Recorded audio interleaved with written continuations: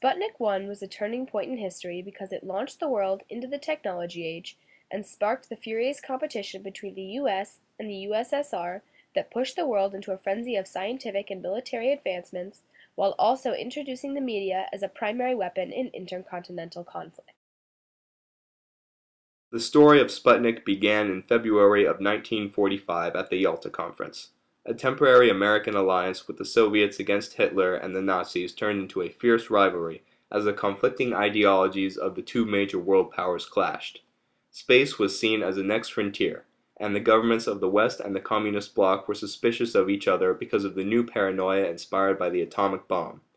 In July 1955 at the Geneva Convention, President Eisenhower proposed open skies that would allow nations to fly intelligence aircrafts over any other country.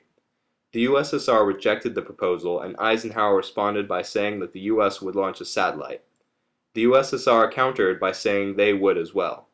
In a memorandum from a July 1955 meeting of the National Security Council, it was determined that there should be the gravest repercussions should the USSR achieve an operational capability with the ICBM. The International Geophysical Year, IGY, a scientific extravaganza that lasted from the 15th of July 1957 through the 31st of December 1958, was when both the US and the USSR launched their satellites under the guise of scientific advancement. German scientist Werner von Braun had an army team that could have launched the satellite at least 2 months before Sputnik, but President Eisenhower went with the Navy's Project Vanguard to represent the United States in IGY instead. Eisenhower was more concerned with the declaration of space as international territory for his future plans to launch spy satellites. Because the Russians launched the satellite first, they gave the US permission to put their own satellites in space. On October 4th, 1957, the news of Sputnik was announced at an IGY conference, and scientists everywhere celebrated not a Soviet victory, but a human victory. However, this euphoria didn't last long in the United States.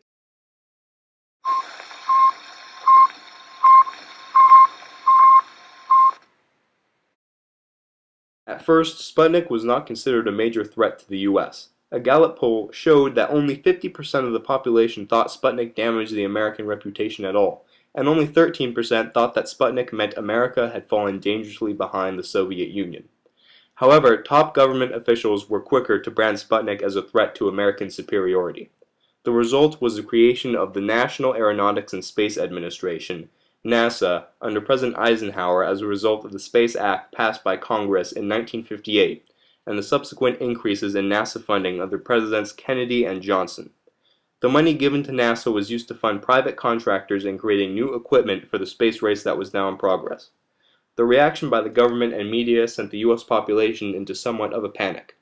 Meanwhile, Russians displayed the Americans as ugly magpies, distorting the beautiful voices of other countries, who were nightingales. This propaganda was in relation to US imperialism and capitalist influences in other countries. So when Sputnik was launched, the Russian people celebrated a victory over what they saw as a flawed elitist institution. Initially, the USSR was successful in defending its advantage, pursuing the Vostok and Soyuz programs after Sputnik. These programs produced the Soyuz spacecraft, which is still in use today. However, in 1966, the head of the Russian space program, Sergei Korolev, died, and the US eventually pulled even.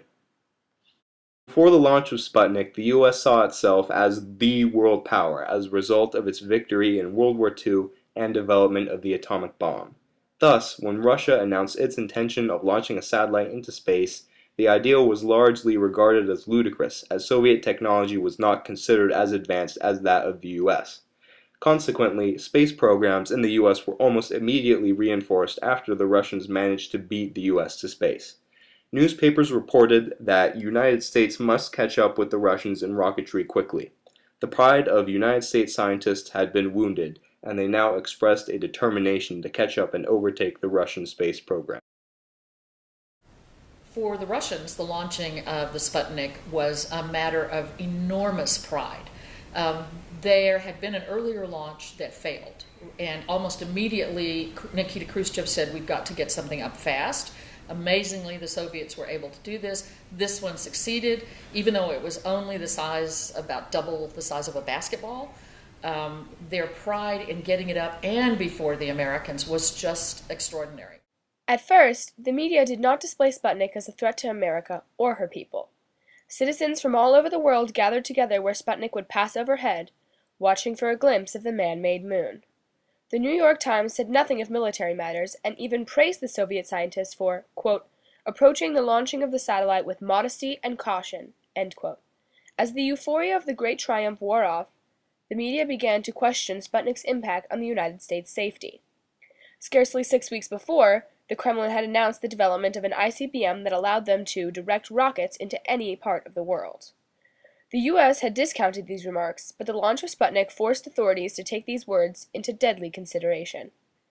The Chicago Daily News expressed the concern that, quote, the day is not far distant when the Russians can deliver a death-dealing warhead almost anywhere on the earth, end quote. Comparisons were drawn to Pearl Harbor, the first shots fired at Lexington, and Columbus discovering America. Once the implications of Sputnik set in, the public began to panic. Sputnik, too, was what the West needed in this war of propaganda. The Soviets were branded as monsters once the public realized that the Soviet scientists had sent Laika, the lovable first astronaut, up, with no intention of bringing her back. When it became clear that the Soviets didn't have the capacity to bring the dog back to Earth, and that the dog would die in orbit, there was a good deal of negative press relative to Sputnik 2, especially in the American press, because people really didn't like the idea of just killing a dog, for the purposes of experimental, the purposes of science experiments. But it was also, of course, another shock, because it signaled that the Soviets were probably sending a dog preparatory to sending a person and wanted to see. Yet, in December 1957, what should have been a reprieve for the U.S., turned into a disaster as the Vanguard rocket crashed and burned mere seconds after liftoff. This was the opening scientist Wernher von Braun needed to convince the government and the public to fund his program, which successfully launched Explorer 1 on January 31, 1958. There were several direct scientific advancements as a result of Sputnik. Sputnik 1 itself did not pick up much useful data, but Sputnik 2 monitored the life signs of the first living organism in space, Laika, while Explorer 1, the first U.S. satellite, discovered the Van Allen radiation belts. NASA, which was created as a direct result of Sputnik, has made some of the most prolific advancements in the scientific community, the most recent being Curiosity, the land rover NASA sent to Mars. However, Sputnik's long-term effects unearthed more scientific advancements than just those from its first few years. Most notably, satellite technologies have led to the cell phones, GPS systems, and other gadgets we take for granted. However, one of the most significant repercussions of Sputnik had nothing to do with science. In 1975, with the world watching, astronauts from the Russian Soyuz and the American Apollo united their ships, and Colonel Leonov welcomed the Americans with a "glad to see you." This was the first step in moving away from the threat of a nuclear war, a step Sputnik opened the door to 18 years before. The successful launch of the first satellite into space marked not only the beginning of the space race, but also the space age. Today, the United States and many other nations, including Russia, have satellite capabilities, and these nations have the capability to send satellites into space for research as well as commercial ventures. These combined space programs create massive research satellites such as the ISS, the International Space Station. Not only has the launch of Sputnik had a revolutionary impact on technology, but it has also endured as a lasting and meaningful metaphor. President Obama, in his 2011 State of the Union, said that the current condition of the U.S. was a Sputnik moment.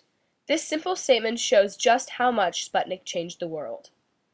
Sputnik is now a classic example of a shock, something unexpected, something that changed the world.